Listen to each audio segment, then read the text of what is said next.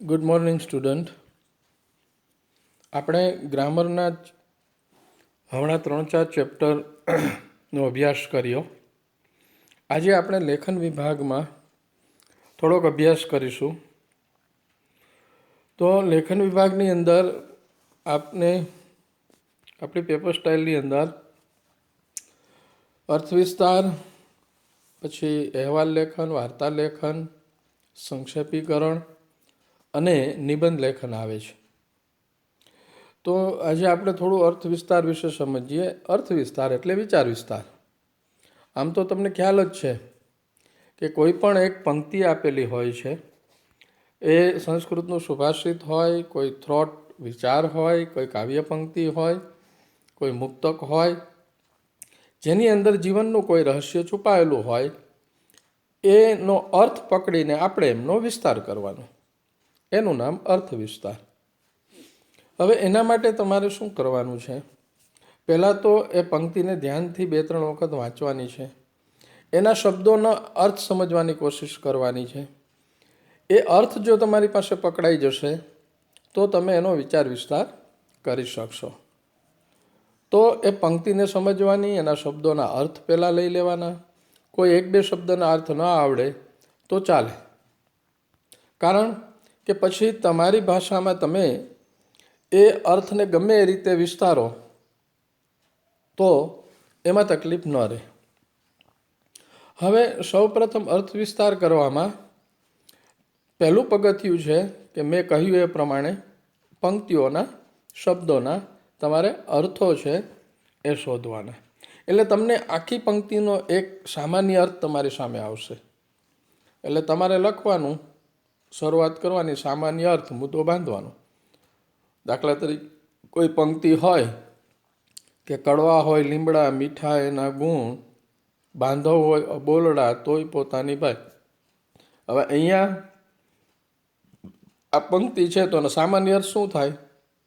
તો 2 પંક્તિમાં લખી નાખવાનો કે ભાઈ ઉપરોક્ત પંક્તિમાં કડવો લીમડો છે, છતાં એના ગુણ છે એ મીઠા હોય છે. એવી રીતના ભાઈઓ છે, એમની વચ્ચે કદાચ કોઈ ખટરાગ હોય, વેરઝેર હોય, પણ ખરા સમયે તો એ ભાઈ જ કામ આવે છે. આ સામાન્ય અર્થ થયો. પછી તમારે બીજો મુદ્દો બાંધવાનો, વિસ્તાર.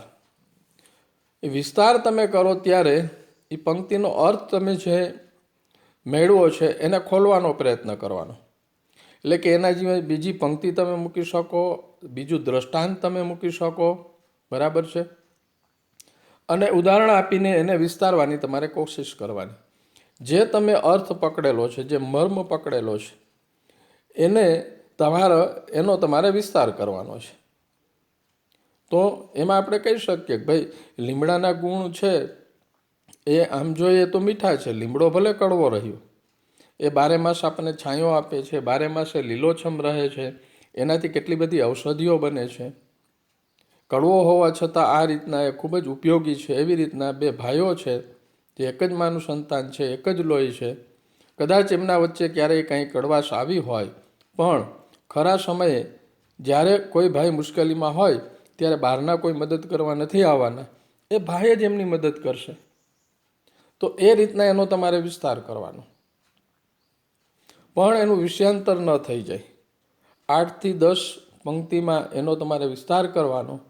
અને છેલ્લે જે એ અર્થ આપેલો છે, જેનો તમે વિસ્તાર કરેલો છે, એ ત્રીજો મુદ્દો ટાંકવાનો સાર તરીકે, બરાબર? અથવા અંત તરીકે તમે મુદ્દો બાંધી શકો. અને સમગ્ર પેરેગ્રાફ છે, એ વિચાર છે, એનો સાર લખવાનો. કે આ રીતે ઉપરોક્ત વિચાર વિસ્તારની અંદર કવિ એવું કહેવા માગે છે કે લીમડો જેમ કડવો છે છતાં એમના ગુણ મીઠા છે, એ જ રીતના કોઈ ભાઈ વચ્ચે વેરઝેર હોય તો મુશ્કેલીના સમયે એ ભાઈ જ ભાઈને કામ આવે છે. આ થઈ ગયો વિચાર વિસ્તાર, બરાબર છે? આ પેટર્નથી તમારે વિચાર વિસ્તાર લખવાનો છે. અને હું તમને આપણે ક્લાસરૂમમાં મળશું ત્યારે વધુ એક્ઝામ્પલ આપીશ. અને બની શકે તો આ એક્ઝામ્પલ હું તમને પહોંચાડવાની કોશિશ પણ કરીશ. પણ મુખ્ય વસ્તુ એ છે કે તમારે એના માટે મહાવરો કરવો પડશે, તમારે વિચાર વિસ્તારો વાંચવા પડશે, એવી પંક્તિઓ યાદ રાખવી પડશે, એવા દ્રષ્ટાંત તમારે ગોતવા પડશે, જેથી કરીને તમે એનો વિચાર વિસ્તાર કરી શકો. ઓકે, હવે બીજો આપણે આજનો ટોપિક લઈએ, સંક્ષેપીકરણ. હવે જો સંક્ષેપીકરણ એટલે ટૂંકું રૂપ. કોઈ પણ પેરેગ્રાફ આપેલો હશે, એ પેરેગ્રાફનું આપણે ટૂંકું રૂપ કરવાનું છે. 8-10 પંક્તિનો પેરેગ્રાફ હોય તો 3.5 લીટીમાં એનો ત્રીજા ભાગનો સંક્ષેપ કરવાનો. એટલે ટુ ધ પોઈન્ટ ચાલવાનું છે. એ પેરેગ્રાફને 2-3 વખત ધ્યાનથી વાંચવાનો છે. વાંચ્યા પછી તમને ખ્યાલ આવશે કે આ પેરેગ્રાફની અંદર આ વસ્તુ કહેવામાં આવી છે. હવે એ જે તમને પેલો અર્થ મળે એ તમારે જુદો લખવાનો કે આ પેરેગ્રાફમાં આની વાત છે. પછી તમારે એ પેરેગ્રાફને 2-3 વખત ધ્યાનથી વાંચવાનો. હવે એમાંથી તમારે કંઈક બાદ કરવાનું આવશે, કારણ કે ટૂંકું રૂપ આપવું ને એટલે ટુ ધ પોઈન્ટ જવાનું છે. એટલે એમાં સંયોજકો આપ્યા હોય, નિપાતો આપ્યા હોય, બરાબર છે, એ છે તમે વાપરી શકો છો કરકસર રીતે, એનો ઉપયોગ કરી શકો છો. 2 વાક્યોને જોડો તો 1 વાક્ય થઈ જાય. મૂળ લખાણ છે ને એના અર્થને તમારે પકડી રાખવાનો છે. એ જ વસ્તુ છે એ સમજાવવાની છે. એમાં બહારની વસ્તુ કોઈ ઉમેરવાની નથી. જે એનો સાર આવે છે ને એ જ આપણે લખવાનો છે. એટલે અર્થગ્રહણ કર્યા પછી એમાં અલંકારોની રજૂઆત હોય, દ્રષ્ટાંત, પુનરાવર્તન થતી બાબત, એમાં રિપીટ થતી બાબત આવતી હશે, જો એ બધું દૂર કરવાનું.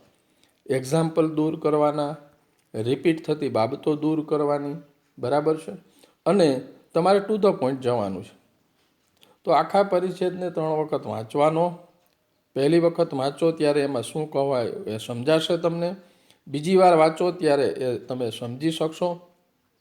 અને ત્રીજી વાર વાંચો ને ત્યારે તમને ખ્યાલ આવશે કે આમાં આ અર્થ છે, બરાબર. વધારાની વસ્તુ કાઢી નાખવાની છે એની અંદરથી. જે એક્ઝામ્પલ આપ્યા હોય એ કાઢી નાખવાના છે. એકને એક વાત 2 વખત આવી હશે, જો જુદા જુદા શબ્દો દ્વારા પુનરાવર્તન થતી હશે, રિપીટ થતી હશે, એ પણ આપણે કાઢી નાખવાની છે.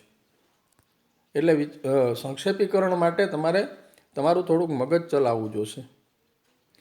જે આપણા અર્થને સ્પર્શતી હોય ને એવી જ બાબત એની સાથે રાખવાની. મૂળ ફકરો છે ને એ યથાવત જ રાખવાનો છે. એમાં કોઈ બહારની વસ્તુ ઉમેરવાની નથી, બરાબર છે. પણ એમાંથી વધારાની બાબતો ટૂંકમાં કાપવાની છે અને મૂળ અર્થ છે એને આપણે પકડી રાખવાનો છે. જે મૂળ અર્થ છે ને એને યોગ્ય વાક્યમાં આપણે રજૂ કરવાનો છે. એટલે તમે એમાં શબ્દ સમૂહનો ઉપયોગ કરી શકશો, કહેવતનો ઉપયોગ કરી શકશો. કારણ કે શબ્દ સમૂહનો ઉપયોગ કરો તો શબ્દો ઘટી જાય ને, તો એ ઉપયોગી થઈ શકે. એટલે સંક્ષેપીકરણ વખતે તમારે વધારાની વસ્તુઓ કાઢવાની છે. ત્રીજા ભાગનો સંક્ષેપ કરવાનો છે. એના અર્થને કેન્દ્રમાં રાખવાનો છે. મૂળ વાત, મૂળ વિચાર છે એને કરકસર ભર્યા શબ્દો દ્વારા રજૂ કરવાનો છે. અને પછી એને યોગ્ય શીર્ષક આપવાનું છે, બરાબર. આ સંક્ષેપીકરણના નમૂના છે. તમને પણ એ તમારી ડાયજેસ્ટમાંથી કે એ તમને મળી જશે. પણ આ પણ તમે પ્રેક્ટિસ કરશો તો જ થશે, બરાબર. એની પણ પ્રેક્ટિસ કરવાની છે. ત્યાર પછી દાખલા તરીકે નિબંધ લેખન છે. તો નિબંધ લેખનની અંદર તમે નિબંધો લખતા જ આવ્યા છો. તમને 3 નિબંધ આપેલા હશે અને એ 3 નિબંધમાં તમારે મુદ્દા આપેલા હશે. એ મુદ્દા મુજબ તમારે નિબંધ લખવાનો રહેશે. હવે નિબંધ લખવામાં તમારે કઈ કઈ બાબતોનું ધ્યાન રાખવું જોઈએ, તો કે જે વિષય તમને આપેલો છે એ વિષયને અનુરૂપ જ તમારું લખાણ હોવું જોઈએ. મુદ્દા મુજબ જ તમારું લખાણ હોવું જોઈએ. એટલે પહેલો મુદ્દો પ્રસ્તાવનાનો આવશે. એ પ્રસ્તાવના શું છે, તો કે આપણને જે વિષય આપ્યો છે એની આપણે ઓળખ કરાવવાની છે, બરાબર.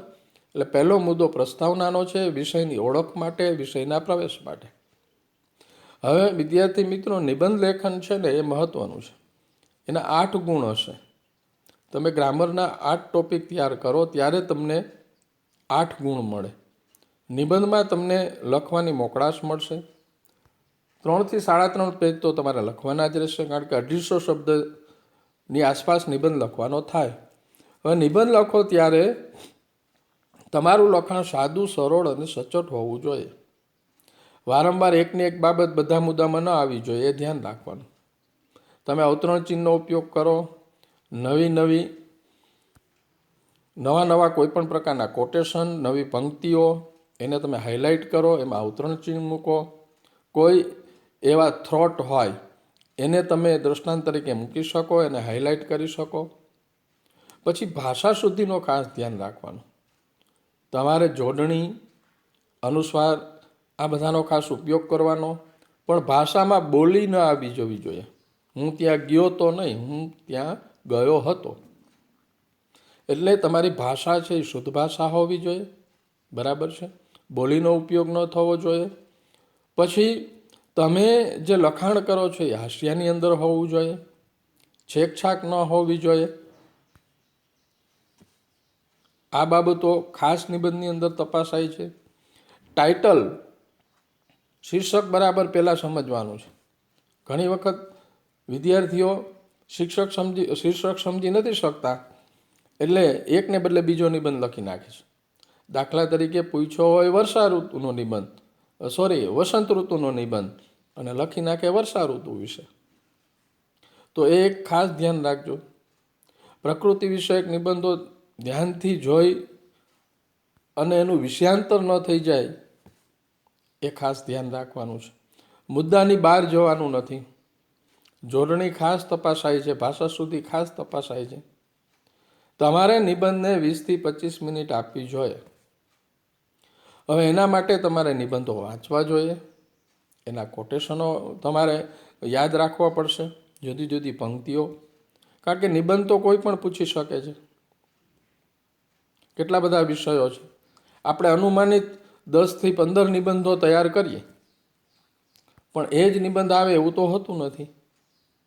એટલા માટે તમારે ખાસ કરીને ઇંગ્લિશ મીડિયમમાં હોવાથી તમારી પાસે શબ્દ ભંડોળ ઓછું હોય, તો એના માટે તમારે વાંચવું પડશે, નિબંધોનો મહાવરો કરવો પડશે.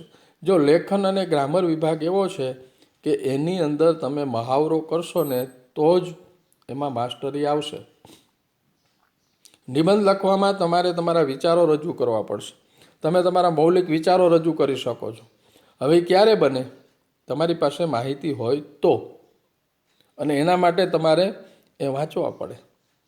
તમે રોજ ન્યૂઝપેપર વાંચો, એ પણ સારું છે તમારી મૌલિકતા વધારવા માટે. અને જેટલો નિબંધ મૌલિક હશે, એટલે કે તમારા વિચારો જો એમાં સરસ રીતના રજૂ થયા હશે, તો એટલા માર્ક્સ તમને વધુ પણ મળશે. એટલે મૌલિકતા, તમારા પોતાના વિચારો, એ એંગલ પણ નિબંધની અંદર ખૂબ જ જરૂરી છે. મૌલિકતા એટલે શું? હવે દાખલા તરીકે મોંઘવારીનો નિબંધ પૂછાણો, તો એમાં મુદ્દા આપ્યા હોય ને એમાં એક મુદ્દો એવો હોય કે ભાઈ મોંઘવારી દૂર કરવાના ઉપાયો. હવે જો તમારી પાસે કોઈ એવો ક્રિએટિવ આઈડિયા હોય કે આમ કરે સરકાર તો મોંઘવારી દૂર થઈ શકે, તમે એ રજૂ કરી શકો. પર્યાવરણનો નિબંધ હોય, પર્યાવરણ જાળવણી માટે શું કરવું જોઈએ, તો તમારી પાસે કોઈ એવો આઈડિયા હોય તો તમે એ રજૂ કરી શકો, એને હાઇલાઇટ કરી શકો. ખાસ કરીને જ્યારે આત્મકથાના નિબંધ હોય, એક નોકરની આત્મકથા, જો હવે કદાચ શબ્દ ફેરવી નાખ્યા હોય, એક નોકરની હૈયાવરાળ, તો એ એક જ આમ તો કહેવાય, બરાબર છે, આત્મકથાનો જ નિબંધ છે. તો એ રીતના ટાઇટલ સમજવાનું, બરાબર છે. એક સૈનિકની આત્મકથા. હવે એની જગ્યાએ એવું પૂછે કે પોતે લડતા લડતા મૃત્યુ પામ્યો અને એક પરમવીર ચક્ર એવોર્ડ મને પ્રાપ્ત થયો. અંતમાં માનો કે આ રીતના આત્મકથા નામક નિબંધ હોય તો એમાં તમે લખી શકો. તો નિબંધ લેખન તમારા માટે લખવાની મોકળાશવાળો વિષય છે, પણ એનું વિષયાંતર ન થાય. મુદ્દાઓ જે આપ્યા છે મુદ્દાઓ મુજબ લખવાનું છે. તમે મુદ્દા બાંધો નહીં તો કાંઈ નહીં, બાંધવાની જરૂર નથી. પણ દરેક મુદ્દો લખો, નવો મુદ્દો આવે ત્યારે પેરેગ્રાફ પાડવાનો છે. છેકછાક ન હોવી જોઈએ. તમારું હેન્ડરાઇટિંગ છે એ બને ત્યાં સુધી સુઘડ હોવું જોઈએ, એમાં સ્વચ્છતા જોઈએ, હાંસિયાની બહાર લખાણ ન જવું જોઈએ, ભાષા સુધીનો ખ્યાલ રાખવો જોઈએ. આ બધી ઇન્ટરનલ બાબત છે. એ બધું મળીને તમને માર્ક્સ મળતા હોય છે, ખાલી વિષયની રજૂઆત કરવાથી નહીં. જે વિષય આપણને આપ્યો છે એ વિષયમાંથી આપણે બહાર નથી જવાનું. એકની એક વાત વારંવાર બધા મુદ્દામાં ન આવવી જોઈએ. પરીક્ષકે પકડી છે, જાણે તો એકની એક વાત લખી નાખી છે, લાંબા લાંબા વાક્યો, બસ નિબંધને લંબાવવા માટે. એવું ન થવું જોઈએ. બરાબર છે? તો આ બધી બાબતોનું લેખન વિભાગમાં તમારે ધ્યાન રાખવાનું છે. અહીંયા નિબંધો જે મારી પાસે હશે એ તમને હું પહોંચાડવાની કોશિશ કરીશ. બરાબર છે? નહીંતર તમારી પાસે નિબંધ માળા તો હશે જ, તમારે એમાંથી નિબંધો વાંચવાના છે. અમુક નિબંધો છે એ આપણે સિલેક્ટ કરશું, એ નિબંધો તમે તૈયાર કરવાના છે. ખાસ કરીને પર્યાવરણ, પુસ્તકોની મૈત્રી, પ્રવાસ, બરાબર છે, પછી આજના હાલના કોઈ ટોપિક હોય તો એ, વૃક્ષ આપણા મિત્રો, 2 આત્મકથાના હોય તો 2 પ્રકૃતિના, તો 2 સાંપ્રત વિષયના, એ રીતના આપણે નિબંધો તૈયાર કરશું. તો બસ વિદ્યાર્થી મિત્રો, ખાસ કરીને તમારે લેખનમાં વાંચવાનું વધુ છે. બરાબર? તમે વાંચતા રહેજો. બાકી રૂબરૂ મળશું ત્યારે લેખન વિભાગની વિગતે આપણે ચર્ચા કરીશું. તો અહીંયા આપણે આપણો આ પાઠ પૂરો કરીએ છીએ. Thank you very much.